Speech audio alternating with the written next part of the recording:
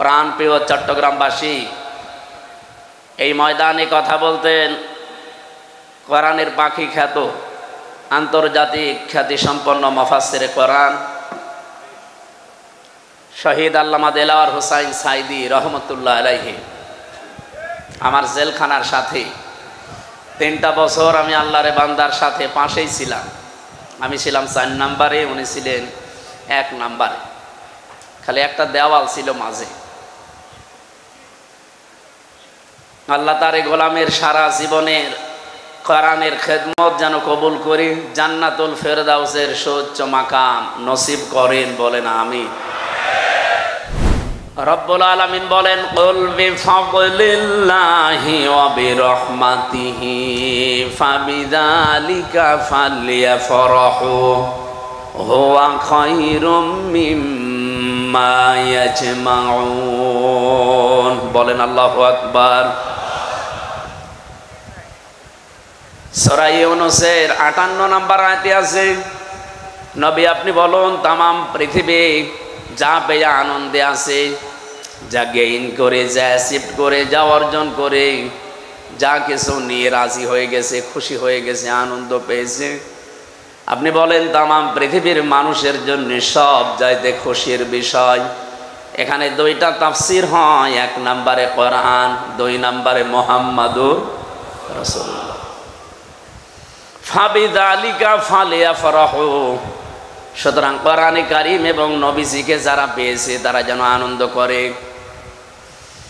চট্টগ্রামের এই চৌনতি ময়দানে 1 দিন 2 দিন 3 দিন না, এই বাংলাদেশের ইতিহাস 55 বছর 19 দিন একাধারে চলছে। নবীজিকে জানা, বোঝা এবং তার জীবনী মানার জন্যই এরকম আয়োজন। এই চৌনতি সিরাত কমিটি আয়োজন করে থাকে আজ 55 বছর, নাকি অন্য কোনো উদ্দেশ্য আছে? সুতরাং এমন একজন মহান ব্যক্তিত্বকে আমরা জানার জন্যে, বোঝার জন্যে আলোচনা করছি। আল্লাহ যার চরিত্রের গ্যারান্টি দিতে গিয়ে আযীম দিয়েছেন, ওয়া ইন্নাকা লাআলা খুলুকিন আযীম।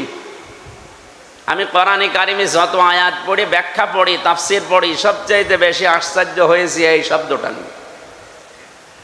আল্লাহ শুধু 2 জায়গায় এই আযীমটা লাগিয়েছেন। 1 নম্বরে কোরআনের ক্ষেত্রে, ওয়ালাকাদ আতাইনাকা সাবআম মিনাল মাসানি ওয়াল কুরআনাল আযীম। সূরা হিজরের ভেতরে আছে। কোরআনের ক্ষেত্রে আল্লাহ আযীম লাগিয়েছেন, আর রাসূলের চরিত্র বর্ণনা করতে গিয়ে আল্লাহ দিয়েছেন আযীম। এটা যেহেতু রেকর্ড হচ্ছে, তামাম দুনিয়া চলছে এখন লাইভে, তামাম পৃথিবীর মানুষকে আমি সামনে নিয়ে বলছি, আমরা যাকে আদর্শ মেনে চলি তার সবচাইতে বড় গুণ 63 বছরে একটা মিথ্যা কথা নেই। সুবহানাল্লাহ, বাড়ি যেয়ে বলবেন। আপনি কি টের পাচ্ছেন আমি কি বললাম? আমরা যাদেরকে আদর্শ মেনে চলি, এ 63 বছর না, 63 ঘন্টায় 63 মিথ্যা কথা বলে। অথচ এমন একজনকে আমরা আজ মেনে চলতে পারছি, আমরা গর্বিত, আমরা আনন্দিত যে 63 বছরের জীবনে তিনি কোনোদিন একটা মিথ্যা কথা বলেননি। জোরে বলেন আল্লাহু আকবার।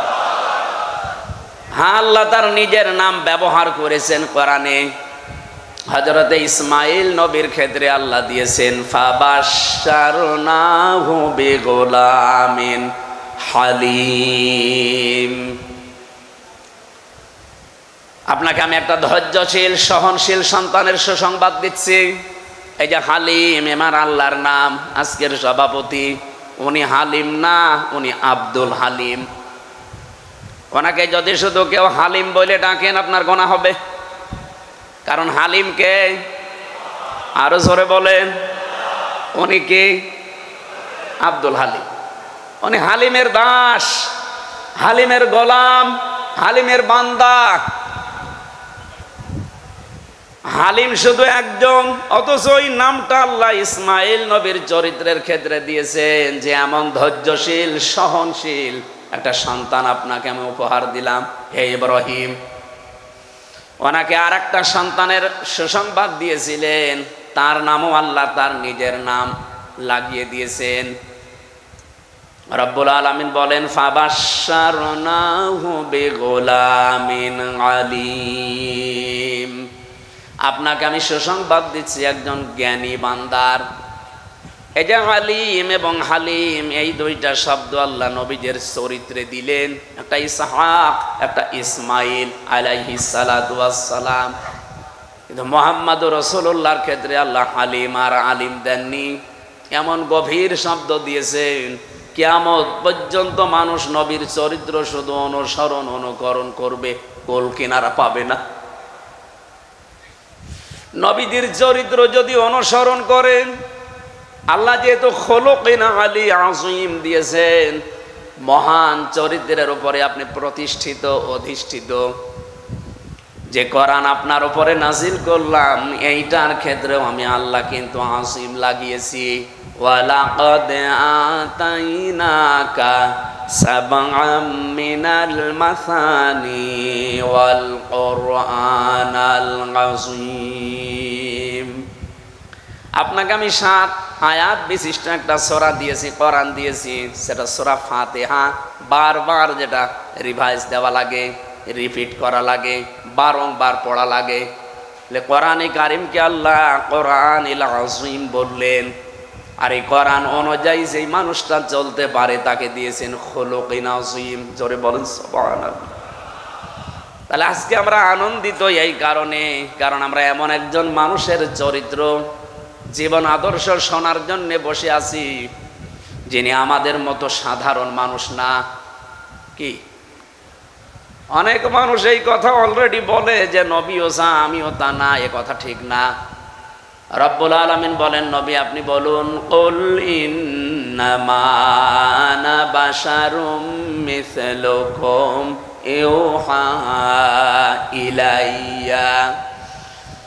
এখানে যারা আরবি বসে, যেহেতু আলেম আজকের সভাপতি মাওলানা আব্দুল হালিম, এটা কামিল মাদ্রাসার প্রিন্সিপাল, ভাইস প্রিন্সিপাল, হাজারো আলেম এখানে বসে আছেন।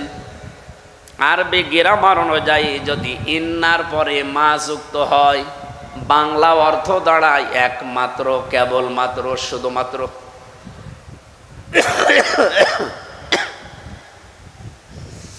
রব্বুল আলামিন এখানে জানাতে চেয়েছেন, নবী আপনি বলুন আমি তোমাদের মতো মানুষ, কিন্তু আমার উপরে ওহী আসে, তোমাদের উপরে আসে না, এটা একটা পার্থক্য। তাহলে আমাদের মতো নবী হয় কি করে? আমরা তো ওহী পেলাম না। পেয়েছি আমরা ওহী? বলেন বলেন। সুতরাং তিনি ওহী পেয়েছেন, এই ওহী অনুযায়ী তার জীবনটা তিনি সাজিয়েছেন। এই জন্য পৃথিবীতে যত মানুষ আসবে আর যত মানুষ যাবে, শ্রেষ্ঠ মানুষের তালিকায় 1 নম্বরে ধরা লাগবে মুহাম্মদুর রাসূলুল্লাহকে।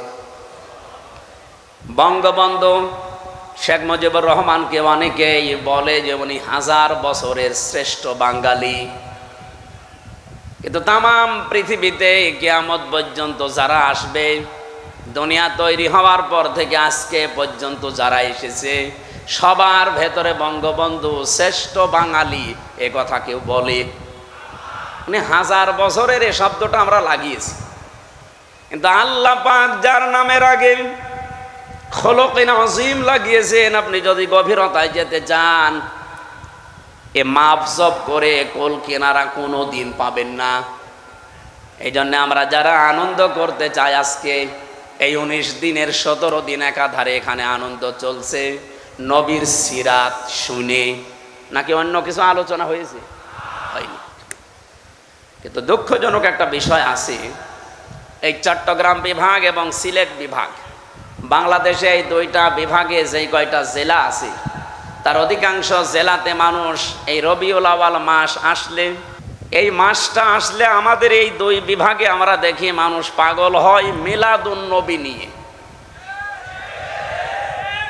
ঈদে মিলাদুন নবী নাম দিয়ে যারা এটা করেন, ঈদ মানে আনন্দ, মিলাদ মানে এটা মিলাদুন থেকে জন্ম, নবীজির জন্মে আপনি আনন্দ করবেন কেন, এই বিষয়টা আবিষ্কার করে না কেউ। রবিউল আউয়াল মাস তো আগেও ছিল, এটা তো আর নতুন না। আমার যেহেতু মিলাদ নিয়ে আলোচনা না, আমার সিরাত নিয়ে আলোচনা, এই পৃথিবীতে যদি কেউ শুধুমাত্র মিলাদ মানে কিন্তু নবীজির সিরাতকে না মানে, ওই লোকটা জাহান্নামে যাবে, তার বাস্তব প্রমাণ আবু লাহাব, আবু তালেব। নবীজির এই দুইজন চাচা নবীর জন্মে খুশি ছিল। আপনি আবু তালেবের জীবনী পড়েন, আবু লাহাবের জীবনী পড়েন, তাফসিরে পেয়েছি এই দুইজনের জীবনী। তারা এত বেশি খুশি হয়েছিল নবীর জন্মে, আল্লাহর নবীর যেদিন জন্ম হয় এই দুই আঙ্গুল দিয়ে দাসী পর্যন্ত আজাদ করে দিয়েছে। কিন্তু যখনই নবীজির জীবনী তাদেরকে মানতে বলা হয়, আল্লাহর নবীর আদর্শের ওপরে আসতে বলা হয়, তখন তারা বিভিন্ন কথাবার্তা তুলে মানতে চায়নি। আবু তালেবের কথা জানেনও, কিন্তু বলেছিল যে ভাতিজা তোমাকে ভালোবাসি, কিন্তু মানতে পারলাম না। বুখারী শরীফে এসেছে, ইয়া আম্মি আবি তালিব কুল লা ইলাহা ইল্লাল্লাহ হাজ্জুল লাকা ইনদাল্লাহি ইয়াউমাল কিয়ামাহ। চাচা, জোরে বলা লাগবে না, আমার কানের কাছে মুখ নিয়ে শুধু আস্তে করে বলেন লা ইলাহা ইল্লাল্লাহ। এমনকি মুহাম্মাদুর রাসূলুল্লাহ ঘোষণাও আপনার দেওয়ার দরকার নেই। আমি যে মুহাম্মদ এটা আমি তো জানি, আমি মেনে নিলাম, কিন্তু আল্লাহর একাত্মবাদের স্বীকৃতি আপনাকে দেওয়া লাগবে। আপনার জোরে দিলে যদি সমস্যা হয়, একটু আস্তে আস্তে বলেন। কিয়ামতের দিন আমি আল্লাহর সামনে ঝগড়া করে আপনাকে জান্নাতে নিয়ে যাব। না, লোকটা পড়ে না।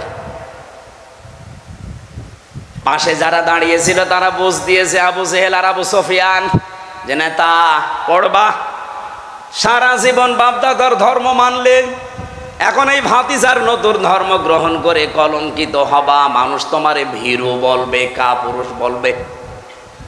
ও বলছে, ভাতিজা মোহাম্মদ তোমাকে আমি ভালোবাসি, কিন্তু তোমার এই কালেমা আমি পড়তে পারলাম না, তুমি আমারে মাফ করে দিও। ঠিক এইভাবেই পড়েছি তার জীবনে আমি, তুমি আমাকে মাফ করে দিও। বলেন তো, মাফ করার মালিক নবীজি না আল্লাহ? বলেন বলেন। ওমাই ইয়াগফিরুয যুনুবা ইল্লাল্লাহ, আল্লাহ বাদে মাফ করতে কেউ, আরো জোরে বলেন, পারে না। সঙ্গে সঙ্গে নবীজির মন খারাপ হয়ে গেল। ফেরেশতা জিবরাইল সূরা কসসের 56 নম্বর আয়াতটা নিয়ে হাজির হয়ে গেলেন। ইন্নাকা লা তাহদি মান আহবাবতা ওয়ালাকিন্নাল্লাহা ইয়াহদি মান ইয়াশা। হে নবী, আপনি মন খারাপ করেন কেন? হেদায়েত তো আপনার হাতে আমি দেইনি যে যাকে ভালোবাসেন তাকে দিয়ে দেবেন, বরং আমি আল্লাহ হেদায়েত আমার হাতে রেখেছি। এটা পাবে কে? ওয়া হুয়া আ'লামু বিল মুহতাদিন। আ'লামু ইসমে তাফজিল, এটা সুপারলেটিভ ডিগ্রি। আপনার চাইতে আমি ভালো জানি যে হেদায়েত কাকে দেওয়া যায়। এই লোকটা আপনার চাচা, আমি জানি সারা জীবন আপনাকে ভালোবাসা দিয়েছে, আপনার জন্মেও খুশি ছিল, কিন্তু আপনার আদর্শ পেয়েও খুশি না। এই জন্য আমি আল্লাহকে মাফও করি নাই। একে আল্লাহ কিয়ামতের দিন শুধু জাহান্নামের দুইটা ফিতা লাগিয়ে দেবে পায়ের নিচে, মাথার মগজ পর্যন্ত টকবক করে ফুটবে। তাহলে নবীর জন্মে খুশি, কিন্তু তার সিরাত পেয়ে, আদর্শ পেয়ে খুশি না। গেছে কোথায়? আরো জোরে বলেন। আর একজন চাচা আবু লাহাব, ও খুশি ছিল জন্মে। আমার মনে হয় আসরের পরে আপনি আবু লাহাবের জীবনী আজকে শুনেছেন, এই জন্য আমি ওদিকে গেলাম না। ও বলেছিল, তাব্বা লাকা লিহাযা জামাতানা, মুহাম্মদ তুমি আর কাজ পাওনি এই কথা বলার জন্য আমাদেরকে একত্রিত করলে। পাথর তুলে নবীজির দিকে নিক্ষেপ করেছিল। বলেন নাউজুবিল্লাহ। যে লোকটা নবীর জন্মে খুশি, মিলাদে খুশি, কিন্তু নবীর আদর্শ পেয়ে নারাজ, তাদেরকে আল্লাহ দিয়েছেন কোথায়? এটার কি দলিল দেওয়া লাগবে?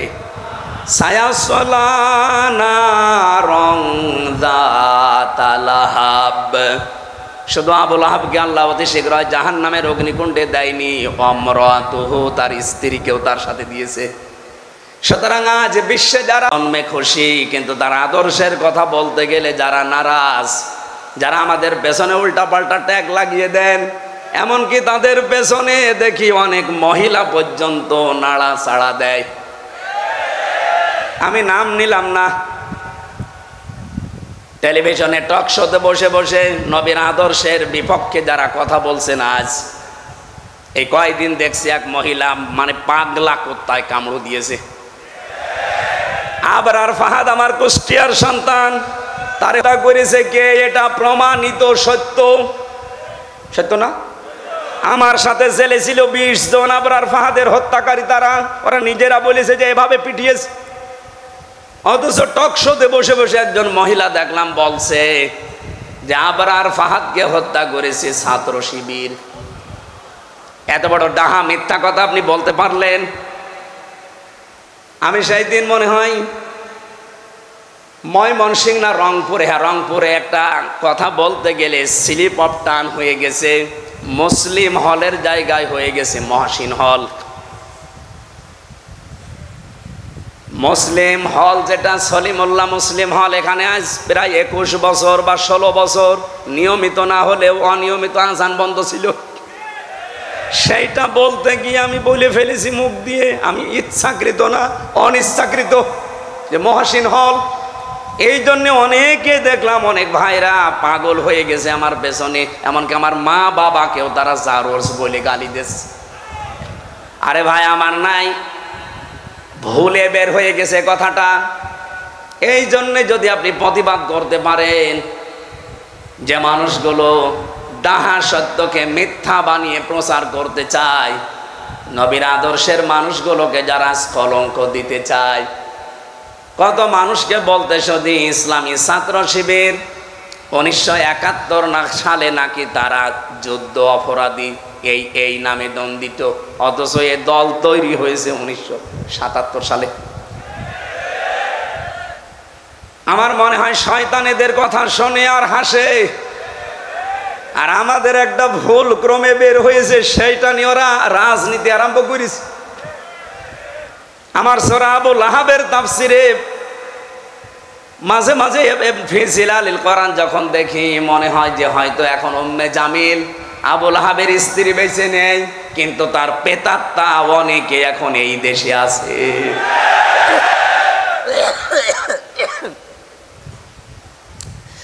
আবু লাহাব নবীর জন্মে খুশি ছিল, আদর্শ খুশি না, এই জন্য শুধু একা জাহান্নামে গিয়েছে। অমরাতুহু তার স্ত্রীও তার সাথে গেছে। সুতরাং আজ যারা নবীর আদর্শ মানে না, এর সাথে যে সমস্ত মেয়েরা যুক্ত হয়ে, তার স্ত্রী হোক মেয়ে হোক দলের লোক হোক নেত্রী হোক, যারা নবীর বিরুদ্ধে অবস্থান নিয়েছেন, তার মানে আল্লাহর নবীর আদর্শ যারা মানে তাদের বিরুদ্ধে অবস্থান নেওয়া আর নবীর বিরুদ্ধে অবস্থান নেওয়া একই কথা।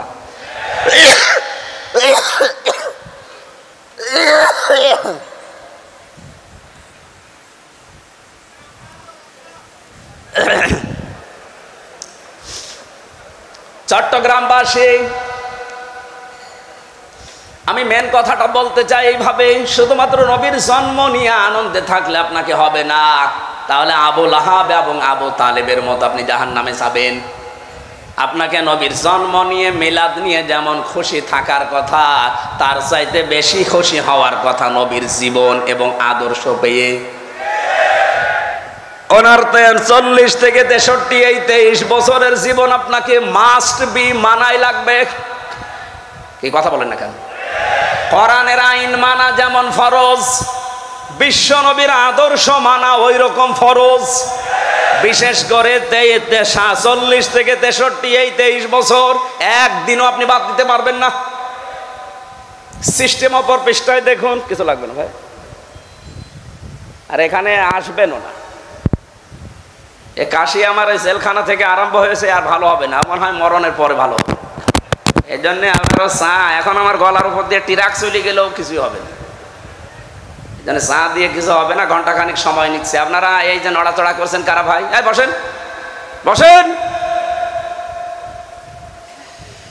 যেহেতু বললাম সিস্টেম অপর পৃষ্ঠায় দেখুন, আরো 2 জন চাচার নাম আমরা জানি, যিনি আমার নামে নাম হযরতে আবু আমির হামজা, আর একজন হযরতে আব্বাস রাদিয়াল্লাহু তাআলা আনহুমা। এই 2 জন চাচা, তাদের পুরা জীবনী আমি পড়েছি। ওনারা শুধু নবীর মিলাদে খুশি না, নবীর জন্মে খুশি না, ওরা নবীর আদর্শ পেয়েও খুশি ছিল। তাহলে আমার মনে হয় ক্লিয়ার হয়ে গেছে যে শুধু মিলাদুন নবী পালন করলে আপনি জান্নাত যেতে পারবেন না, সিরাতুন নবী আপনাকে মানা লাগবে। এই জন্যই সুন্নতির সিরাত কমিটি আজ 55 বছর একাধারে এই পৃথিবীর মানুষকে এইটাই জানান দিচ্ছে যে মিলাদ আমরা মানি, কিন্তু সিরাত জরুরি। কথা বলেন। আর সিরাত আমাদের ভেতরে নেই। সিরাতের বহু পাঠ আমি পেয়েছি। আমার এই ছোট্ট জীবনে সিরাতের প্রায় 71টা পাঠ পেয়েছি আমি নবীজির জীবনে। তার ভেতরে একটা আপনারা দিয়েছেন আজকে, শান্তির সমাজ প্রতিষ্ঠায় নবীজি সাল্লাল্লাহু আলাইহি ওয়াসাল্লাম।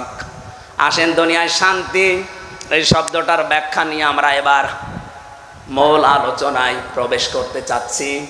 আল্লাহ আমাদেরকে যে ধৈর্য এবং সহ্য, সেই জোহরের পর থেকে আপনারা বসে আছেন, এই জন্য এই ধৈর্য এবং সহ্যের কারণে বলেন আলহামদুলিল্লাহ। আমার তেলাওয়াতকৃত আয়াত আপনারা শুনেছেন, একটা পরিচিত আয়াত, সূরায়ে কুরাইশ। কোন সূরা?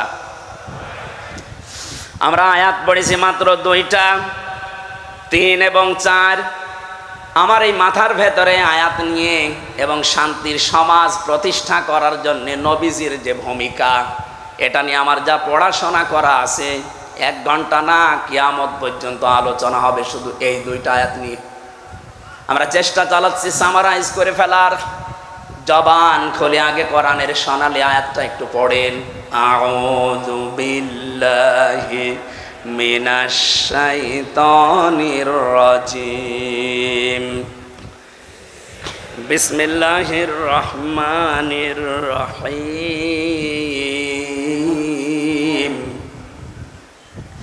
ফালিয়াবুদু রাব্ব হাযাল বাইত। আল্লাহ পাক বলেন, এই ঘরের মালিকের ইবাদত করো। তাহলে 2টা জিনিস আমি তোমাদেরকে দেব। আল্লাযী আত'আমাহুম মিন জু' ওয়া আমানাহুম মিন খাউফ।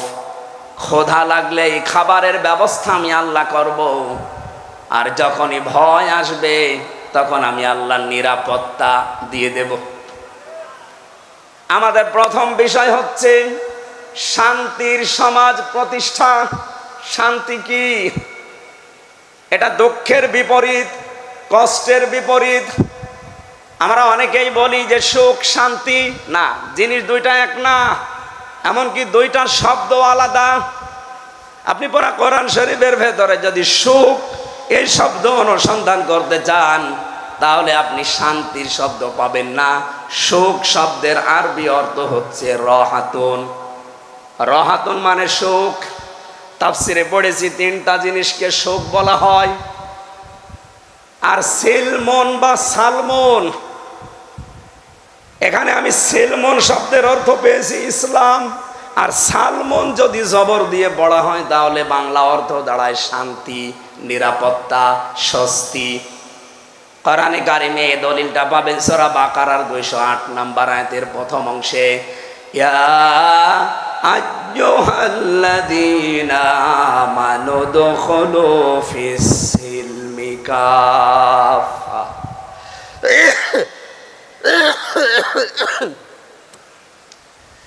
এখানে আল্লাহ ঈমানদারকে ডাক দিয়ে জানালেন, তোমরা ইসলামে পরিপূর্ণভাবে প্রবেশ করো। যেহেতু সিনের নিচে জের আছে, এই জন্য সিলমনের অর্থ ইসলাম। যদি আপনি এর উপরে জবর দিয়ে পড়েন তাহলে বাংলা অর্থ দাঁড়াবে শান্তি। কোরআন শরীফ থেকে আমি 4টা বিষয় পেয়েছি শান্তির। তাহলে 3টা বিষয়কে বলা হয় রাহাতুন বা সুখ, আর 4টা বিষয়কে বলা হয় সিলমন বা শান্তি। শান্তির সমাজ প্রতিষ্ঠার জন্য বিশ্বনবী কি করেছিলেন, যেহেতু এ বিষয়ে কথা বলা দরকার। আল্লাহর নবী জন্মের পর থেকে 17 বছর পর্যন্ত তিনি তেমন কোনো কাজে যোগ দেননি। শান্তি প্রতিষ্ঠা করার জন্য তিনি 17 বছর থেকে আরম্ভ করেছিলেন হিলফুল ফজল সংগঠনের নামে। আমি আমার দেশের যুবকদেরকে আহ্বান জানাবো, যদি নবীজির আদর্শে অনুপ্রাণিত হয়ে এই দেশে যদি শান্তি আপনি স্থাপন করতে চান, প্রতিষ্ঠা করতে চান, মাস্ট বি এই 16-17 বছর বয়স থেকে আপনাকেও সংগঠনভুক্ত হওয়া লাগবে। কথা বলে না কেন? আর আমি নিজে কোরআন হাদিস পড়ে যেহেতু একেবারে খাস বাংলায় বলছি, বাংলাদেশে যত সংগঠন এখন কাজ করছে সবার উদ্দেশ্য এক না। বামপন্থী রাজনীতি যারা করে এদের ছাত্র সংগঠনের উদ্দেশ্য আপনি দেখেন, এরা বলে আমরা 10 তলার গাছতলা সব সমান করে দেব। কেউ 10 তলায় থাকবে, কেউ গাছতলায় থাকবে, এটা হবে না, সব সমান হয়ে যাবে। আমরা ওটা চাই, কিন্তু আপনি চান লেনিন আর কার্ল মার্ক্সের পথে, আর আমরা চাই মুহাম্মদুর রাসূলুল্লাহর পথে। পার্থক্য এইটা। যেহেতু আমার নিজের লেখা, নিজের দেখা, বাংলাদেশে এখন যত ছাত্র সংগঠন আছে এই 16-17 বছর বয়স থেকে যারা সংগঠন করে, নিজের চরিত্রকে ঠিক রেখে, নিজেদের লেখাপড়াকে ঠিক রেখে সমাজে শান্তি, স্বস্তি, নিরাপত্তা দেওয়ার জন্য সর্বাত্মক চেষ্টা যারা করে যাচ্ছে তারা ইসলামী ছাত্র শিবির। আপনার রাগ হলেও এটাই সত্য, তার বাস্তব প্রমাণ আপনাদের এই এলাকায় বাড়ি এসএম ফরহাদ, এই পাশের জেলা খাগড়াছড়ি বাড়ি সাদিক কাইম, আমার জয়পুর হাটে বাড়ি মহিউদ্দিন। সারা বাংলাদেশের দিকে তাকান, অন্য কোনো দোষ হয়তো আপনি তাদের দিতে পারেন বানিয়ে তহমত হিসাবে, কিন্তু আমি গ্যারান্টি দিতে পারি এই যে ছাত্র শিবির, এদের ভেতরে কোনো বিড়িখোর, গাঁজাখোর, মদখোর, নারীখোর পাবেন না। যদি একটা ধরতে পারেন আপনি আমারে বলেন, আমি এখনই তাদের নামে বরদোয়া করব। তো বাকি যেগুলো আছে শুধু বলা না, আমি নিজের চরিত্র তাদের দেখেছি। তারা সত্যকে মিথ্যা, মিথ্যাকে সত্য বানিয়ে উলট পালট করে একজনের নামে খালি দায় চাপিয়ে দাও, দায় চাপিয়ে দাও, এই রাজনীতি করে। এটাকে আমি বানালাম। কোরআনে কারিমের সূরা নিসা 5 নম্বর পারা 15 নম্বর পৃষ্ঠা 11 নম্বর লাইনের 112 নম্বর আয়াতটা বাড়িতে মিলাবেন। অমাইয়াকসিব খতিয়াতান আও ইসমান সুম্মা ইয়ারমি বিহি বারিআন ফাকাদ ইহতামালা বুহতানা ওয়া ইসমান মুবিনা। রব্বুল আলামিন বলেন, বহু মানুষ এমন আছে নিজে অন্যায় করে, আর অন্যায়টা যখন হয়ে যায় তখন একটা নিরপরাধ মানুষের ওপরে দোষটা চাপিয়ে নিজে ভালো সাজে। এরকম ছাত্র সংগঠন বাংলাদেশে নেই, এরকম দল বাংলাদেশে নেই। নিজেরা অন্যায় করে, নিজেরা দোষ করে, আর যে লোকটা কিচ্ছু জানে না তার উপরে দোষটা চাপিয়ে তাকে জাতির সামনে কালার করে দেয়, আবার কানে কানে বলে দেয় যে দোষ অমুকের উপরে চাপিয়ে দে। কি বেশি বলে ফেললাম?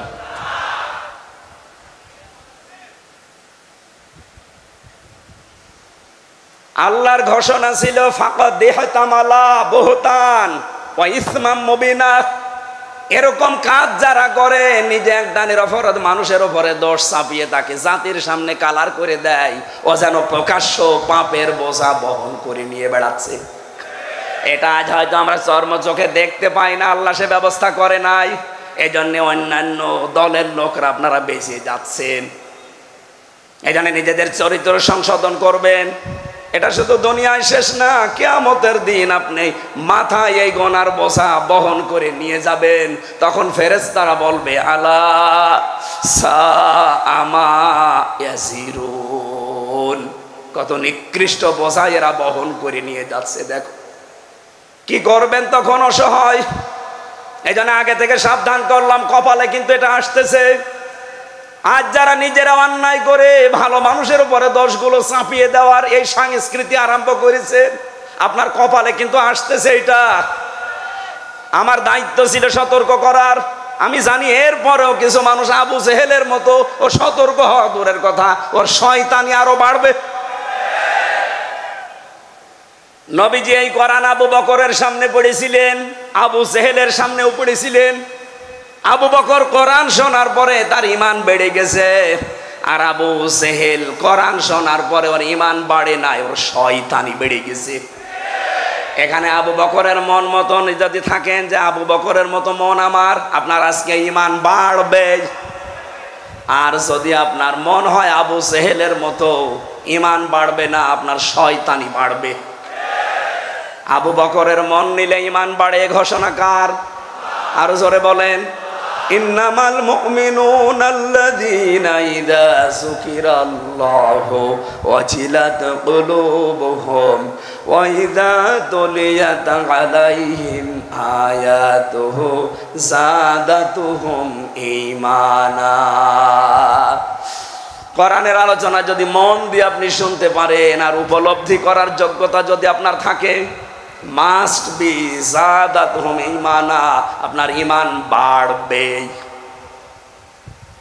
কিন্তু যারা কাফের, আবু জেহেলের মতো মন নিয়ে বসে আছেন, বিভিন্ন জায়গায় বসে বসে গল্প করছেন যে কি বলে দেখি, তাদের কথা আল্লাহ কোরআনে দিয়েছেন। সূরা হজে আছে 17 নম্বর পারা 19 নম্বর পৃষ্ঠার 13 নম্বর লাইনে আছে। রব্বুল আলামিন বলেন, ওয়াইদা তুতলা আলাইহিম আয়াতুনা বাজ্জিনাতিন তারিফু ফি ওয়ুজুহিল্লাযিনা কাফারুল মুনকার। হে নবী, আপনি কোরআন তেলাওয়াত করে ব্যাখ্যা বিশ্লেষণ করে যখন স্পষ্টভাবে বোঝাবেন, দেখবেন যারা কাফের ওরা আপনার দিকে তেড়ে তেড়ে মারতে আসবে। এখানে হয়তো মারতে আসছেন না, কিন্তু চোখ মুখ কালো হয়ে গেছে। দেখেন কোনটার মন খারাপ, তাকান, দেখেন দেখেন। যেইটার মন খারাপ দেখবেন, মনে করবেন ওর ভেতরে আবু জেহেলের মতো সমস্যা। বলেন বলেন। আমি কি আয়াত এখন বানালাম? তারিফু ফি ওয়ুজুহিল্লাযিনা কাফারুল মুনকার। তার মন মেজাজ খারাপ হয়ে যাবে, চেহারা পাল্টিয়ে যাবে, তার আগে অগ্নিশর্মা হয়ে মনে হবে যে আপনাকে ওরা মেরে ফেলতে পারলে ভালো হয়। আমার তো মনে হয় বাংলাদেশে আয়াত এখন অনেকের জন্য কার্যকর। কার কার সাথে মিলে যাচ্ছে হাত তোলেন তো। এই একজো, ওটার মাথায় মনে হয় তার কাটা আছে। কি বলছি ও টের পাচ্ছে। একজনের ছেলে ম্যাট্রিক পরীক্ষায় পাশ করেছে, ফার্স্ট ক্লাস ফার্স্ট। দোকানে বসে বসে লোকটা চা খাচ্ছিল। একজন দৌড়িয়ে এসে বলছে, চাচা আপনি এখানে চা খান, আপনার ছেলেটা ম্যাট্রিক পরীক্ষায় পাশ। বলছে ইন্না লিল্লাহ। আমার মনে হয় ওই লোকটা সেই। এবার আসেন তো আমরা দ্বিতীয় বিষয়ে যাচ্ছি। বিশ্বনবী যে হেলফুল ফজুল গঠন করার মাধ্যমে সমাজে শান্তি প্রতিষ্ঠা করার চেষ্টা করেছিলেন, তিনি কি সফল হয়েছিলেন? না। তিনি 17 থেকে 40-23 বছর চেষ্টা চালান এলাকার যুবকদেরকে নিয়ে, কিন্তু পারেননি। একটা মাত্র কারণে পারেননি, কারণে 23 বছরে তার কাছে কোরআন ছিল না। এই একই মানুষ 40 থেকে 63, এটাও 23 বছর চেষ্টা চালিয়েছিলেন, কিছু কাছে কোরআন ছিল। এই জন্য উনি শুধু শান্তির সমাজ না, খয়রুল কুরুনি করনি, উনি বলেছিলেন আমার যুগ শ্রেষ্ঠ যুগ। সুবহানাল্লাহ বলতে পারেন নাই? আজ বাংলাদেশে যত দল আছেন, প্রায় 73টা দল এই দেশে কাজ করছে। যাদের কর্মসূচির ভেতরে কোরআন নেই, যাদের সিলেবাসে কোরআন নেই, তারাও শান্তির সমাজ, শান্তির দেশ গঠন করার চেষ্টা করছেন। কিয়ামতের আগ পর্যন্ত পারবেন না, নবীজি তাই পারে নাই। আপনি পারবেন, আপনার কর্মসূচিতে আপনার সিলেবাসে কোরআন নিয়ে আসেন। এই কথা বলেন না কেন? বাংলাদেশ জামাত ইসলামী দেখেন, ওনাদের সিলেবাসের যে 15টা পয়েন্ট প্রতিদিন লেখা লাগে, তার প্রথম পয়েন্টে আপনি কোরআন কয় আয়াত পড়েন, বুঝে পড়েন না, না বুঝে পড়েন আগে লেখেন। আমার মনে হয় এই সিলেবাস যদি বাংলার এই 73টা দল মেনে নিতে পারে, শুধু 6 মাসে এই দেশের 18 কোটি মানুষ সবগুলো সাদাবাজ মুক্ত হয়ে যাবে। আমি জানি অনেকে এখন বরদোয়া আরম্ভ করেছে যে হুজুর মরুক, ওর কাশি হচ্ছে, আরো হোক হোক, তারপরও আর বলা লাগবে কাশি হোক।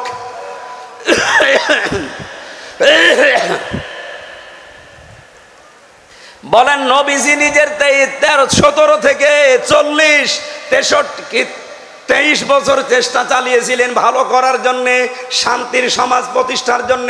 পেরেছেন? পারেন নাই, কারণ কোরআন ছিল না।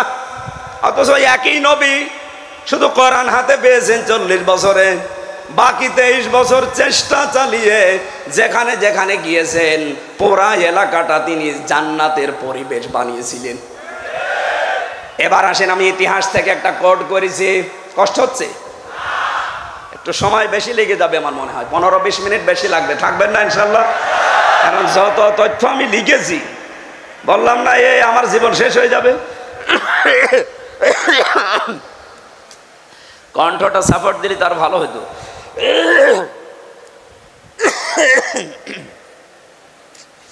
হাসিনার ওপর কি এমনি রাগ হয়? এই বুড়ি মহিলা আমার জীবনটা শেষ করে দিল। 3 বছর এই ফাঁসির কন্টেম ছেলে, কোন কারণে আপনি আপনার রাখলেন?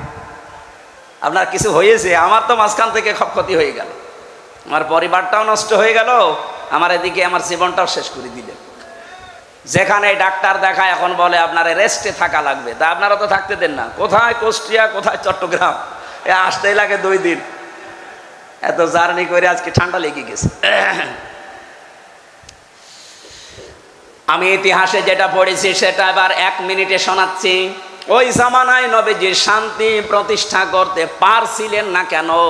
তিনি বাস্তবে একটু লক্ষ্য করে দেখলেন যে পুরা আরব জাহান ওই সময় 32 জন নেতার নেত্রী মিলে চালায়। ওই জামানায় পুরা আরব জাহানে 36টা গোত্র ছিল। কয়টা? বলেন বলেন, এটা রেকর্ড হচ্ছে, তুলে নেবেন। 36টা গোত্রের 36টা গোত্র প্রধান ছিল। মনে করেন বাংলাদেশের উদাহরণ দিলে বুঝবেন, এমপি আমাদের যেমন 300 এমপি, ওই সময় পুরা আরব জাহানে 36 জন এমপি ছিল। আর বাকি 3 জন জাতীয় নেতা ছিল, আর জাতীয় নেত্রী ছিল 3 জন। জাতীয় নেতা ছিল 3 জন 3টা জাতির। একটা ইহুদিদের, ওদের জাতীয় নেতার নাম হচ্ছে মারহাব। খ্রিস্টানদের জাতীয় নেতা ছিল মুখাইরে, আর মুশরিকদের জাতীয় নেতা ছিল আবু জাহাল।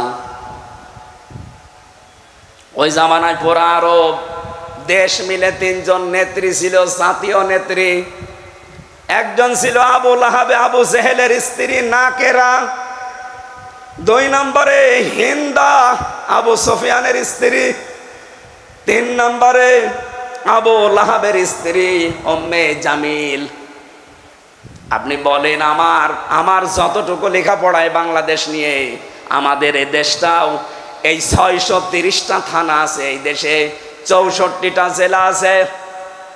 জাতীয় নেতার ক্ষেত্রে আপনি দেখবেন এখনো প্রায় 3 জনের নাম শোনা যায়। বঙ্গবন্ধু, জিয়াউর রহমান, চাচা এরশাদ। জাতীয় নেত্রীও 3 জন, শেখ হাসিনা, খালেদা জিয়া, রওশন এরশাদ। আমার তো মনে হচ্ছে খাপের খাপ মমতাজের বাপ মিলে যাচ্ছে, অথচ এটা 1500 বছর আগের। বাংলাদেশের সাথে মিলছে কি করি? ওদিকে 36 আর ওদিকে 6, কত হয়? 42। কত হয়? এই টোটাল আরবে 42 জন নেতৃত্ব দিত। আমি একটু হিসাব করে মিলিয়েছি, বাংলাদেশেও ঠিক এই 42 জনই এই দেশটা এই 54 বছর নাড়াচাড়া করছে। তার ভেতরে চট্টগ্রাম একটু বেশি। নবীজি দেখলেন এই মানুষগুলো যতদিন দায়িত্বে আছে, এদের মাথা থেকে আগে খাবারের ঝুড়িগুলো নামিয়ে আবু বকরের মতো মানুষ, ওসমানের মতো মানুষ, ওমরের মতো মানুষ, হযরতে আলী রিদওয়ানুল্লাহি তাআলা আলাইহিম আজমাইন, এদের মাথার উপরে যদি আমি চাপিয়ে দিতে পারি, যারা আজ না খেয়ে থাকে তারা খাবার নিয়ে পারবে না। উনি এইটা বুঝেছিলেন, এই জন্য 40 বছর বয়সে ধ্যান আরম্ভ করেছিলেন। 40 বছর বয়সে ওনার কাছে আমার আল্লাহ ওহী পাঠিয়েছেন, ইকরা বিসমি রাব্বিকাল্লাযী খলাক। হে নবী আপনি পড়েন আপনার রবের নামে। এদিকে তাকান, এবার একটা গুরুত্বপূর্ণ শিক্ষা আসছে। বিশ্ব নবীকে তিনবার জিবরাইল বলেছেন হে নবী আপনি পড়েন। উনি তিনবারই বলেছেন মা নবী করি, আমি পড়তে পারি না, আমি কি পড়বো, পড়তে আমি জানি না। দ্বিতীয়বার যখন বললেন রব্বিকাল্লাযী খলাক, রবের নামে পড়েন। আমি আয়াতের তাফসীর পড়তে গিয়ে ফি জিলালিল কোরআনে দেখেছি সাইয়্যেদ কুতুব লিখেছেন নবীজি আর এক সেকেন্ডও দেরি করে নাই, এবার পড়তে পড়তে তিনি জিবরাইলের সাথে 5 আয়াত পড়েছিলেন। ফেরেশতা জিবরাইল জিজ্ঞাসা করছে আপনাকে এতবার পড়তে বললাম পড়লেন না, হঠাৎ এবার 5 আয়াত আমার সাথে পড়ে ফেললেন কেন? নবীজি বলেন ইয়া আখি জিবরাইল, হে জিবরাইল বারবার আমাকে পড়তে বলেন, আমি কার নামে পড়ব? আপনি যখনই বললেন বিসমি রব্বিকা, যে রবের নামে পড়েন যিনি আমাকে বানিয়েছে, আমি কিন্তু আর দেরি করি নাই। শুধু আজকে থেকে শিক্ষা দিয়ে গেলাম কিয়ামত পর্যন্ত আমার যত উম্মত আসবে ওরা যদি দুনিয়ায় পড়াশোনা করে তারা যেন রবের নামে পড়ে। আমাদের দেশে রবের নামে পড়া ছিল কিন্তু আস্তে আস্তে তুলে দিয়েছে। এই কথা বলেন না কেন? ক্লাস 5 এবং 8 বৃত্তি পরীক্ষা ছিল, সেখানে 100 মার্কের কোরআন আর হাদিস ছিল, সেটা তুলে দিয়েছে এই জালেমরা। আমরা চাই ওইটা আবার পূর্ণবহাল করা হোক। বলেন বলেন। এমনকি 1 থেকে 5 পর্যন্ত আপনারা গানের মাস্টার নিয়েছেন, নাচের মাস্টার নিয়েছেন, শরীর চর্চার নামে নাচ শেখান। আমরা চাই, আমরা পড়তে চাই ছোটবেলায় ছেলে মেয়েদেরকে, কিন্তু আমরা রবের নামে পড়াতে চাই। এই জন্য প্রাইমারিতে 1 থেকে 5 পর্যন্ত প্রত্যেক জায়গায় একটা ধর্মীয় শিক্ষক নেওয়া লাগবে, এটা আমাদের দাবি। এই দাবি করেন কারা কারা দেখি? লিল্লাহে তাকবীর।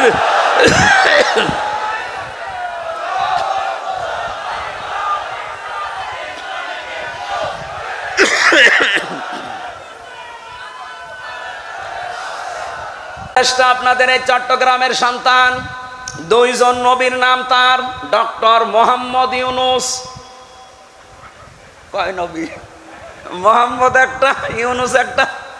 2 নবীর নাম নিয়ে আপনি বসে আছেন। 92% মুসলমানের মাথার উপরে। আপনি গানের মাস্টার নিতে পারেন, নাচের মাস্টার নিতে পারেন, একটা আলেমকে আপনি কোরআন শিক্ষায় নিতে পারেন না। আমরা এটা দাবি না, এ দাবি আমরা আদায় করেই ছাড়বো ইনশাআল্লাহ। সত্যি করে বলেন, দলমত নির্বিশেষে এ দাবি আদায় না হওয়া পর্যন্ত আমাদের ছুটি নেই। তারা জান লিল্লাহে তাকবীর।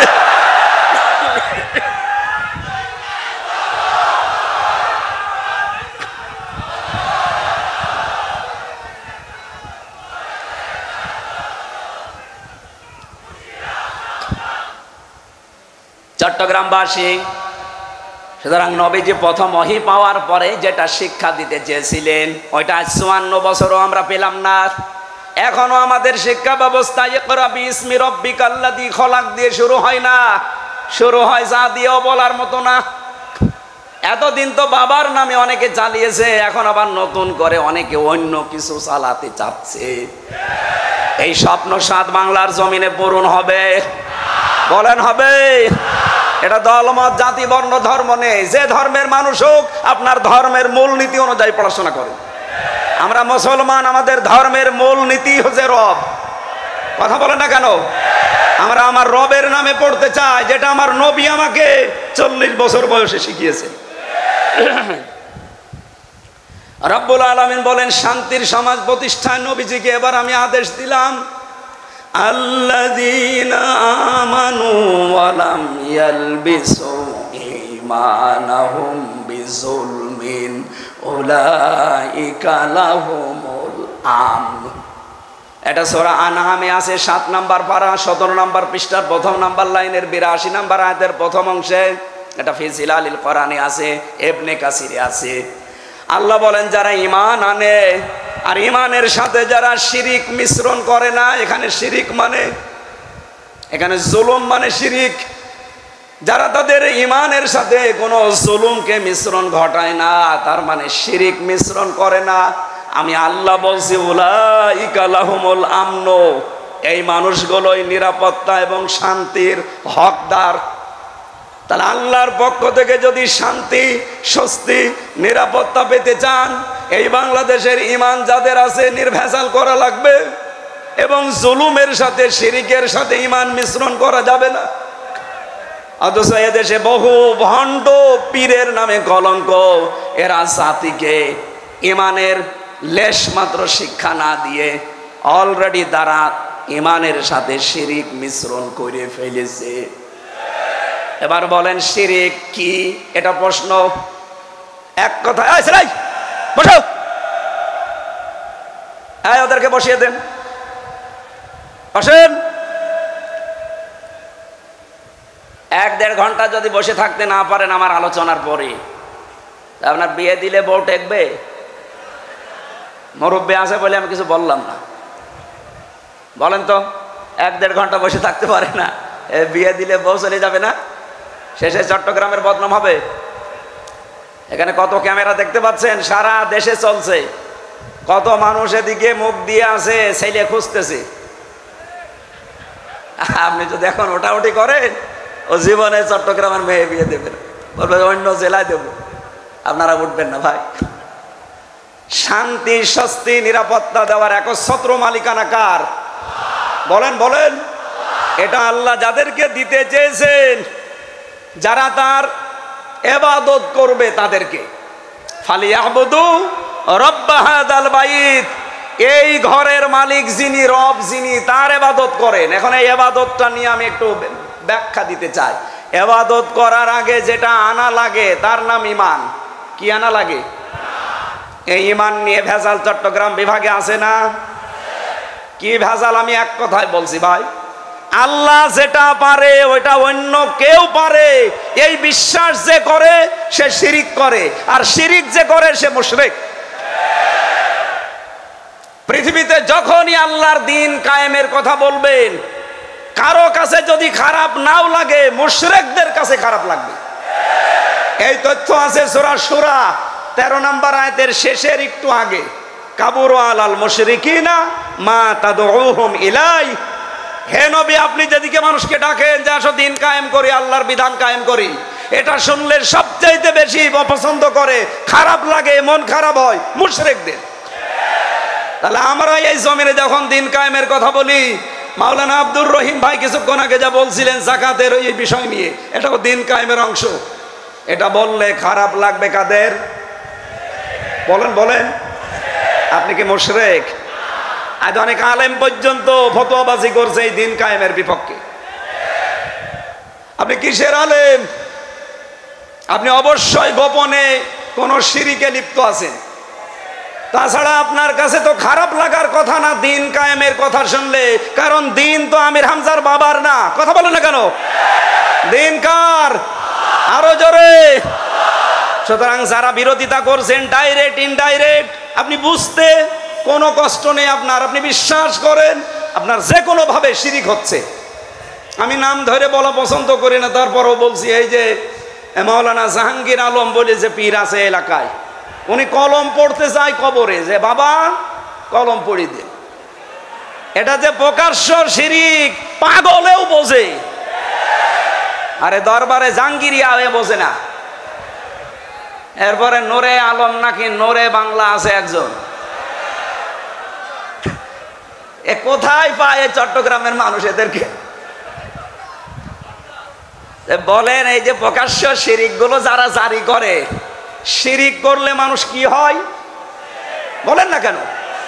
আরো জোরে বলেন। মুশরিকদের কাছে দিন কায়েমের কথা শুনলে খারাপ লাগবে, এ কথা কার? সুতরাং এই চট্টগ্রাম বিভাগে আল্লাহর বিধান কায়েম হোক, এটা শুনলে যাদের কাছে রাজনীতি মনে হয়, যাদের কাছে ধর্ম ব্যবসা মনে হয়, যাদের কাছে ধান্দাবাজি মনে হয়, নিশ্চয় তারা মুশরিক। অবশ্যই কোনো না কোনো ভাবে শিরিক করছে।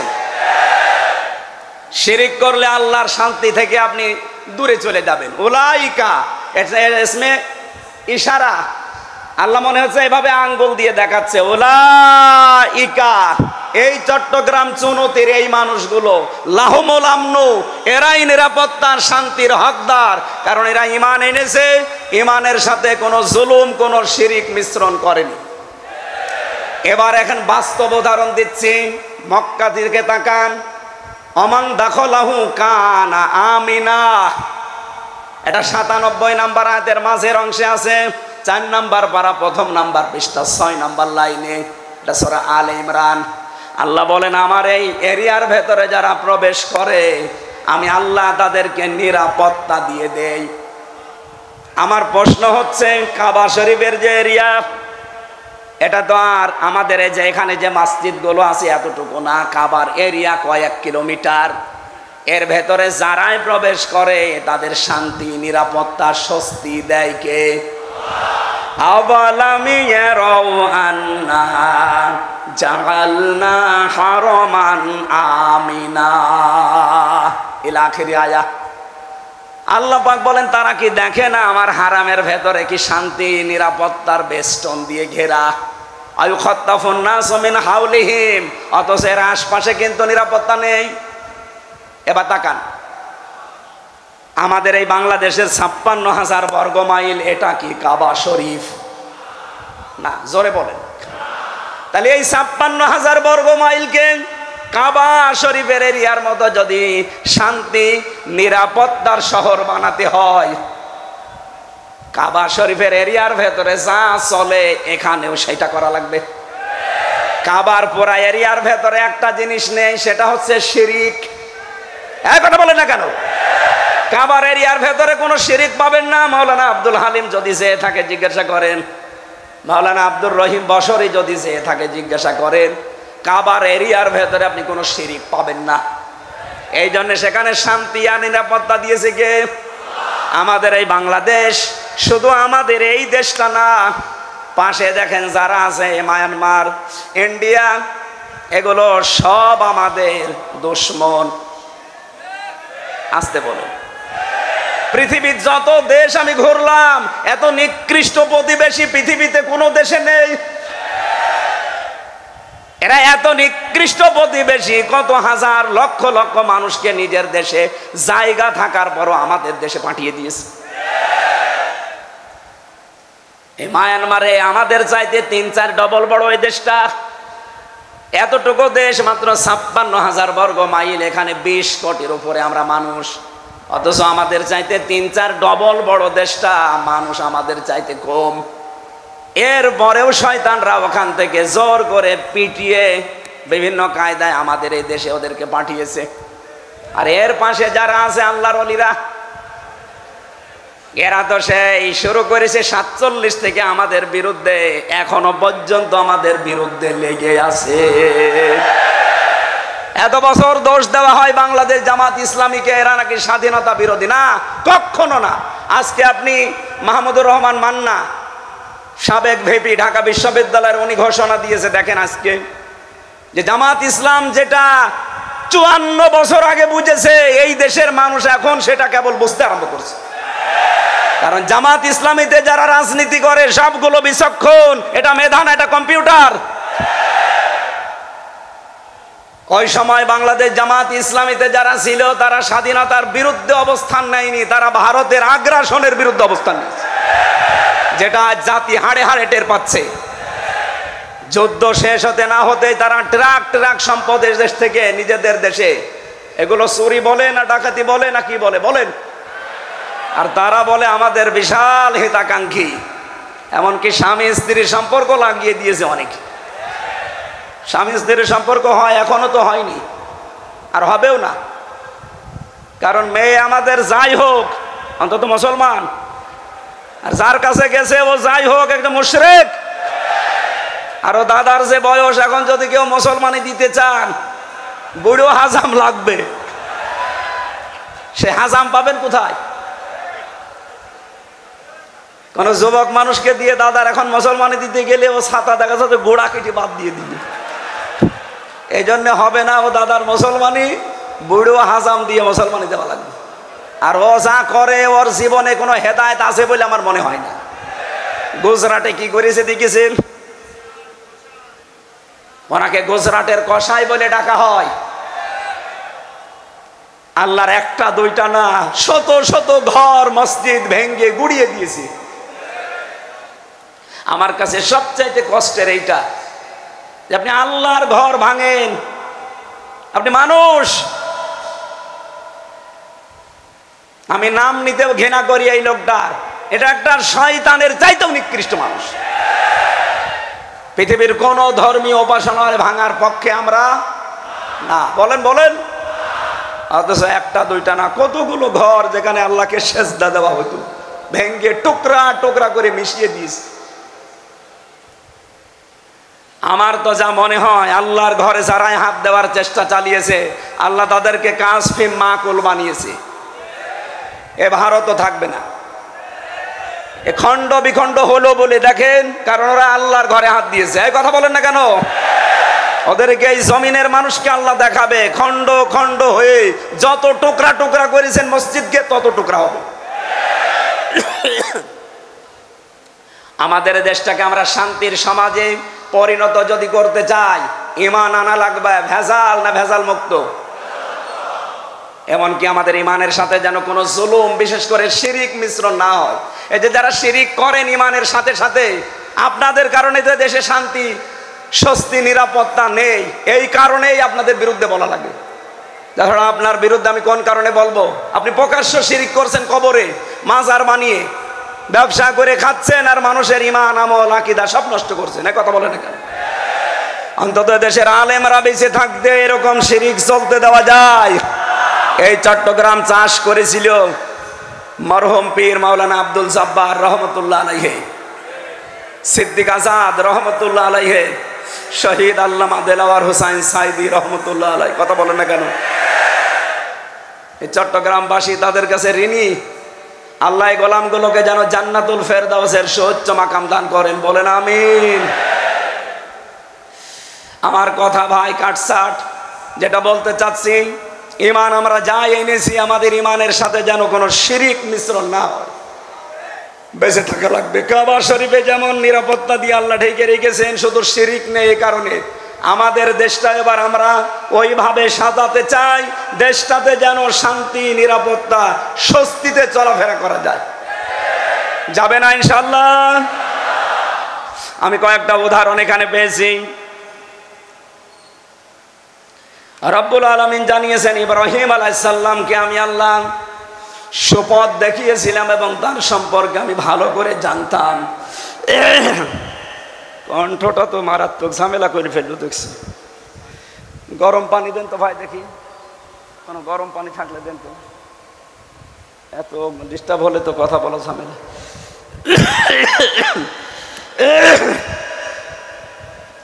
ওদের বদদোয়া লেগে গেল নাকি? আমি তো মিথ্যা কথা কিছু বলিনি, আমি তো সব সত্যই বলছি। তারপরে গলা এরকম হচ্ছে, আমার মনে হয় ওরা বসে বসে বদদোয়া করছে যে হুজুর মরুক। ভাইরা আর 15 মিনিট পরে বদদোয়া করিন, এখনই শুরু করিন না, আমার আয়াতটা শেষ হোক।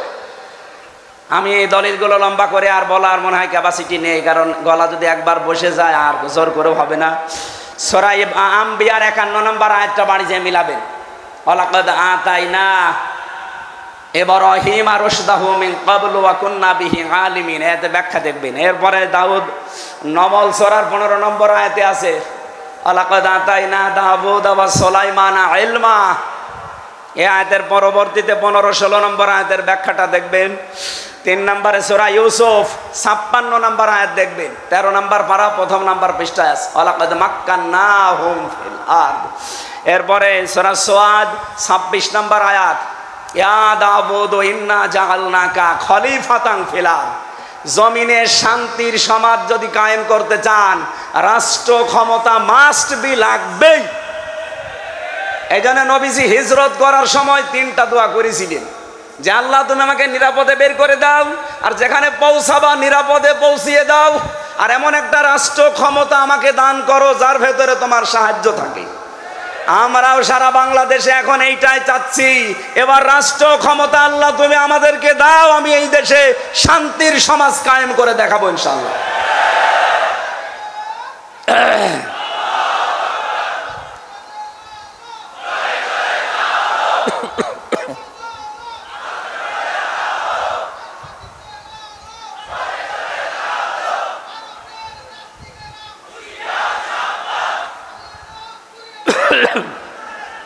আমার ভাইরা, আরো কিছু দলিল আমার যেটা জানা আছে এ বিষয়ে।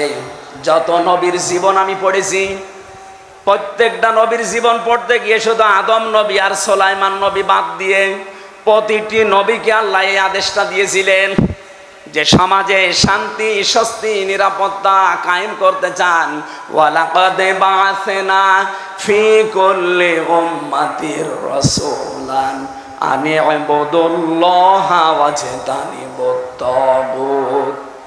প্রত্যেকটা জাতির লোকের কাছে তাদের রসূল এসে কথায় জানিয়েছে আল্লাহর ইবাদত করো, তাগুত ছেড়ে দাও। এই যে ইবাদত যেটা আল্লাহ বললেন ফালিয়াবুদু, এই ইবাদতের ভেতরে আমি 9টা জিনিস পেয়েছি। ব্যক্তিগত জীবন থেকে আন্তর্জাতিক জীবন পর্যন্ত প্রতিটি জায়গায় ইবাদত আছে। আমরা যদি ইবাদতগুলো কোরআন থেকে, হাদিস থেকে কোট করে করে দুনিয়ায় কায়েম করতে পারি, আল্লাহর ঘোষণা হচ্ছে এই পৃথিবীর জমিনটা আমি উলাইকা লাহুমুল আমনু, এটা নিরাপত্তার শহর বানিয়ে দেব। আল্লাহ আমাদেরকে যেন এটা চোখে দেখার তৌফিক দেন, বলেন আমিন। এটা আছে সূরা নাহলের 36 নম্বর আয়াতে, সূরা আরাফের 96 নম্বর আয়াতে।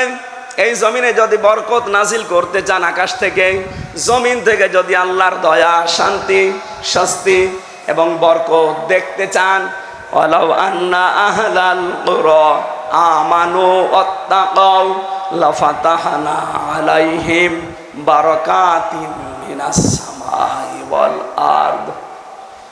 এলাকার লোকেরা, দেশের লোকেরা, গ্রামের লোকেরা যদি আল্লাহর উপর ঈমান আনে আর যদি তাকে ভয় করে চলার নীতি অবলম্বন করে, আল্লাহ পাক বলেন তাকে 6টা জিনিস, লাফাতাহনা আলাইহিম লামে তাকিদ, আমি আল্লাহ নিজে এখানে ফাইল কর্তা, আমি নিজে দায়িত্ব পালন করে খুলে দেব। বারাকাতিম মিনাস সামাই ওয়াল আরদ, আকাশ আর জমিনে যত বরকতের দরজা আছে সবগুলো আমি আল্লাহ নিজে খুলে দেব। জোরে বলেন সুবহানাল্লাহ। এই ইবাদতগুলো পড়াটা বলতে পারলে ভালো হতো, আমার কণ্ঠে আর সাপোর্ট করছে না। এত জোর করে কথা বললে যা আছে আরো বসে যাবে। আমি যতটুকুই বলেছি এতটুকুই মেনে চলার তৌফিক কামনা করছি। মা বোন যারা এসেছেন, আমি বলতে পারলাম না আপনাদের বিষয়ে, আপনাদের স্বামীকে বলেন এই যে দাম্পত্য জীবনের যে সমস্যা, এর সমাধান কি? এটা শুধুমাত্র স্বামীদের জন্য। আর আরেকটা আছে, এটা শুধুমাত্র স্ত্রীদের জন্য। আমাদের পরিবারে প্রায় 100 ভাগের 98টা পরিবারে সমস্যা চলছে, কিভাবে সমাধান করা যায় এই 2টা বই আমার সেলখানায় লেখা। বাইরে এসে আমি পরে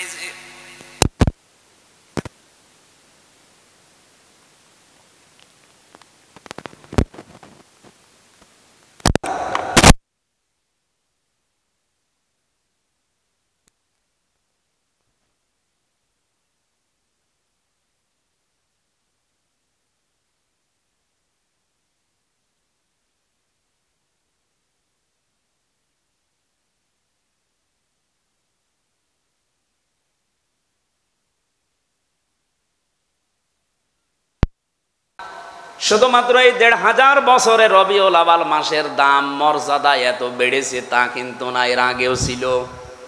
রবিউল আউয়াল মাসের বয়স কত আপনি বলতে পারবেন? হ্যাঁ না, মানে আল্লাহ রাব্বুল আলামিন বলেন, এখানে একটু কথাবার্তা না বলে একটু শোনেন। আপনারা দুজন কথা বললে আমার মন ওইদিকে চলে যাবে, আর আমার মেধা তো এখন আর ওইটা নেই। জালেম সব শেষ করে দিয়েছে, জেলখানায় উল্টা পাল্টা জিনিস খাওয়িয়ে। আমার আগে যে মেধা ছিল, একবার পড়লেই মুখস্থ হয়ে যেত, এখন ওইটা ড্যামেজ করে দিয়েছে। খাবারের ভেতরে বিভিন্ন জিনিস খাওয়িয়েছে পয়জন দিয়ে, তেঁতুল দিত শুধু, প্রত্যেক খাবারে ওরা তেঁতুল দেয়। আমি যে ফাঁসির কন্ডেম সেলের ভেতরে 3 বছর ছিলাম, আমার সাথে কেউ কথা বলতো না, সিসি ক্যামেরা দিয়ে রেখেছি, আমার সাথে কেউ যেন দেখা না করে, কথাও না বলে। এই জন্য ভয়ঙ্কর অবস্থায় রেখে রেখে আমার শরীরটাও শেষ করে দিয়েছে, এমনকি আমার কণ্ঠটাও শেষ করে দিয়েছে। এই যে স্বাভাবিক হতে এখন অনেক সময় লাগবে, কারণ 1টা 2টা দিন না, 3 বছর এক ঘরের ভেতরে। এই ধকল এখনো যায়নি, এজন্যে আমার এই আওয়াজ হলে বা এদিক ওদিকে মন চলে গেলে আমি যেটা বলতে চাচ্ছি ওইটা ভুলে যাব। আপনারা একটু সাহায্য করবেন না? ঘন্টাখানিক, একটু নড়াচড়া কম করবেন। খুব গুরুত্বপূর্ণ হলে আপনি আলোচনার পরে যেয়ে প্রশ্ন করেন। মিলাদুন নবী এই শব্দটা বিশ্বনবী মুহাম্মদুর রাসূলুল্লাহর ইন্তেকালের প্রায় 600 বছর পর, আমরা ইতিহাস পড়ে যেটা দেখলাম 600 বছর পরে আবিষ্কার করেছি। কিন্তু সিরাতুন নবী এটা আবিষ্কার করা না, এটা কোরআনে কারীম থেকে নেওয়া। লাকাদ কানা লাকুম ফি রাসূলিল্লাহি উসওয়াতুন হাসানা, এই যে উসওয়াতুন হাসানা এই শব্দের তাফসীর ব্যাখ্যা এই বাংলাদেশ সহ বাইরের দেশগুলোতে আমি বিভিন্ন লাইব্রেরিতে দেখেছি। প্রায় 42টার উপরে তাফসীর আমি এই শব্দের সাথে মিলিয়েছি। সব মুফাসসির এই উসওয়াতুন হাসানা থেকেই সিরাত নবীর জীবন চরিত এ বিষয়ের উপর আলোচনা করেছেন। সবচাইতে অথেন্টিক আমার কাছে প্রায় 13টা কিতাব আমি এই ছোট বয়সে দেখেছি নবীর জীবনের উপরে। আর রাহিকুল মাখতুম আল্লামা সফিউর রহমানের লেখা, এটা আমার কাছে সবচাইতে বেশি ভালো এবং সহজ মনে হয়েছে। কোরআনে কারীম থেকে এই নামটা নেওয়া, খিতামুহু মিস্ক ওয়াফি যালিকা ফালিয়াতানা ফাসিল মুতানাফিসুন।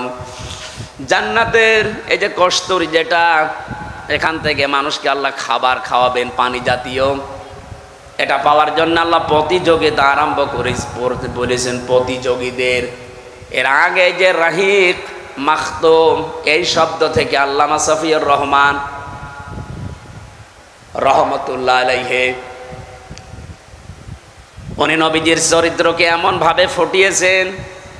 এখানে 4টা বিষয় আমার কাছে সবচাইতে বেশি আকর্ষণীয় মনে হয়। যারা শুধু নবীর মিলাদ নিয়ে জন্ম নিয়ে আনন্দ করতে চান, আমিও মিলাদ পড়ি এবং পড়াই, কিন্তু মিলাদ থেকে 27টা শিক্ষা আমি এই বই থেকে পেয়েছি, যেটা বাংলাদেশ, ভারত আর পাকিস্তানে নেওয়া হয় না। আমি একটা শুধু আপনাদের শিক্ষার জন্য বলছি। বলেন তো মিলাদ মানে কি? বললাম জন্ম। বলেন বলেন। নবীজি জন্ম নিয়েছিলেন এই যে মাসে, এ রবিউল আউয়াল মাস কি এই 1500 বছরের আগে ছিল না? বলেন বলেন। ছিল। কতদিন আগ থেকে আসতেছে? ইন্না ইদ্দাতাশ শুহুরি ইনদাল্লাহি 12 শাহরান ফি কিতাবিল্লাহ ইয়াউমা খালাকাস সামাওয়াতি ওয়াল আরদা মিনহা আরবাআতুন হুরুম ইলা আখির আয়াত। সূরা তাওবার 36 নম্বর আয়াতে এসেছে, আল্লাহ পাক যেদিন আসমান জমিন তৈরি করেন ওই দিন তার কিতাবের ভেতরে 12টা মাসের নাম তিনি লিপিবদ্ধ করেছিলেন, তার ভেতরে এই রবিউল আউয়াল ছিল। তাহলে রবিউল আউয়ালের বয়স কিন্তু 1500 বছর না। কত বছর আপনি হিসাব করেন? যেদিন দুনিয়া আল্লাহ বানিয়েছে ওই দিন তার কিতাব এটা লিপিবদ্ধ করা। জোরে বলেন আল্লাহু আকবার। কিন্তু এই যে মর্যাদা আমরা দিচ্ছি, এর দাম এত দেয়, এটা আসলে অনেকে আবেগ আপ্লুত হয়ে পড়ে। এমনকি কালকে পরশুদিনে যে আলোচনা হবে নবীজির সিরাতের ওপরে, মিলাদের ওপরে হবে। আমরা আশা করব যারা এই 2 দিন আসবে তারা যেন এই 27টা ব্যাখ্যা রাহিকুল মাখতুম থেকে আপনাদেরকে পড়া শোনায়। যেহেতু আমার আলোচনা ওইটা না, আমার একটা আলোচনার বিষয় আপনারা দিয়েছেন, আমি ওইদিকে যাব। বিশ্বনবী এই মাসে জন্ম নিয়ে প্রথম যে কাজটা করেছিলেন মায়ের কোলে বসে, আমরা হাদিস থেকে পড়ছি 3 জন মহিলার দুধ তিনি দুনিয়ায় পান করেছিলেন। প্রথম নাম্বারে তার নিজের মা হযরতে আমিনা, 2 নম্বরে উম্মে আইমান নামে এক দাসী, 3 নম্বরে হযরতে হালিমাতুস সাদিয়া রাদিয়াল্লাহু তাআলা আনহা। রাহিকুল মাখতুমের বর্ণনা আল্লামা সফিউর রহমান রহমতুল্লাহ আলাইহি লিখেছেন, হযরতে হালিমা বলেন, আমি যখন মুহাম্মদকে কোলে তুলে নিলাম, ডান স্তন তাকে আমি পান করতে দিলাম, সে ঠিক মতো পান করেছে। বাম স্তন যখনই তাকে দিয়েছি সে মুখ বের করে নিয়েছে। হযরত হালিমা বলেন, আমি আবার জোর করে মুখ লাগালাম, দেখি আবার মুখ বের করে নিয়েছে। আবার মুখ লাগালাম, দেখি আবার মুখ বের করে নিয়েছে। 3 বারের বার আমি আর চেষ্টা করলাম না যে বারবার মুখ বের করে কেন। চোখের দিকে তাকিয়ে দেখি চোখের ইশারা দিয়ে যেন আমাকে জানাতে চাই মা হালিমা। জোর করেন কেন? আপনি আমার সাথে জোর করছেন কেন? ডান স্তন এটা আমি তো পান করেছি, এটা আমার হক অধিকার ছিল। বাম স্তন এটা আমার অধিকার না, এটা আমার দোত ভাই আব্দুল্লাহর অধিকার। আমি পৃথিবীতে ভাইয়ের হক নষ্ট করার জন্য আসি নাই, এসেছি ভাইয়ের হক ফিরিয়ে দেওয়ার জন্য। জনতিবাসী, যেই নবী এই রবিউল আওয়ালে জন্ম নিয়ে মায়ের কোলে বসে ভাইয়ের হক নষ্ট করে না, আরো ফিরিয়ে দেয়, সেই নবীর উম্মত আমরা দেখেন যত বড় হচ্ছে তত ভাইয়ের হক মারার জম হচ্ছে। বলেন, এখানে ভাই মানে শুধু আপন ভাই দুধ ভাই না। আল মুসলিম আখুল মুসলিম, মুসলমান মুসলমানের ভাই। কথা বলেন না কেন? বলেন তো, বাংলাদেশে যারা চাঁদাবাজি করেন, যার কাছে করেন, ওকে আপনার মুসলমান ভাই না? ভাইয়ের সম্পদ কোন ভাই চাঁদাবাজি করতে পারে? তাহলে করছে কারা? আপনি কিসের মুসলমান দাবি করেন? কিসের রবিউল আওয়ালে মিলাদ পড়েন? আমার কুষ্টিয়াতে এই রবিউল আওয়ালের 12 তারিখে আমাকে ডাক দিয়ে বলছে, হুজুর মিলাদ পড়ে দিন, নবীজির জন্মের মাস। আমি গোপন সূত্রে কথাটা বলছি। ওনারে জিজ্ঞাসা করেছে একজন যে আপনি এত টাকা পেলেন কোথায়? এতগুলো গরু জবাই করেছেন, এত খেচড়ি জিলাপি বিরানি কোথায় পেয়েছেন? মিলাদ দেখছেন নবীজির জন্মের, এত আবেগ আপনার। ওনাকে বলেছে যে এটা চাঁদার টাকা। চাঁদার টাকা দিয়ে রবিউল আওয়ালে মিলাদ দিচ্ছে। চট্টগ্রামে তো এসব নেই। এই কথা বলছেন? শুধু চট্টগ্রাম না, শুধু কুষ্টিয়া না, সারা দেশে এভাবে চলছে। এমনকি রবিউল আওয়াল এসেও এটা থেমে নেই, এ মাসে আরো বেশি চলছে। ওরা আবার মিলাদ পড়াবে রবিউল আওয়াল আসলে না। মিলাদ পড়লে আপনি এই শিক্ষাটা প্রথমে নেওয়া লাগবে। এরকম 27টা পেয়েছি একটা একটা করে। সাল্লু আলাইহি ওয়া আলিহি। আলহামদুলিল্লাহ, চট্টগ্রাম জেলার লোহাগাড়া থানার অন্তর্গত চনতি আন্তর্জাতিক সিরাতুন নবী সাল্লাল্লাহু আলাইহি ওয়াসাল্লাম মাহফিল, এটা 55তম চলছে। আলহামদুলিল্লাহ। আর 17তম রজনীর সম্মানিত সভাপতি জনাব মাওলানা আব্দুল হালিম দামাত বারকাতুহুমুল আলিয়া, মাহফিলের প্রধান অতিথি, অত্র এলাকার গণমানুষের সর্বজন শ্রদ্ধাভাজন ব্যক্তিত্ব, সাবেক এমপি মাওলানা আনাম শামসুল ইসলাম দামাত বারকাতুহুমুল আলিয়া, মঞ্চে বসা জাতির শ্রেষ্ঠ সন্তান, সমস্ত নবীদের রোহানি সন্তান ওলামায়ে কেরাম, ওয়া রাফা'না লাকা যিকরাক, এদের মর্যাদা সম্মান আল্লাহ দুনিয়া আখিরাতে যেন আরো বাড়িয়ে দেন। আমার মনে হয় এখনো যারা এই যে চলাফেরা করছে এরা কারা? এই মাহফিল যারা আসলে দেয় এরা শোনে না। এই স্বেচ্ছাসেবক, এই বসো, এখানে চলাফেরা বন্ধ করে। আমরা 1 ঘন্টা মতো কথা বলবো। আমার নির্ধারিত বিষয় দিয়েছেন শান্তির সমাজ প্রতিষ্ঠায় নবীজি সাল্লাল্লাহু আলাইহি ওয়াসাল্লাম।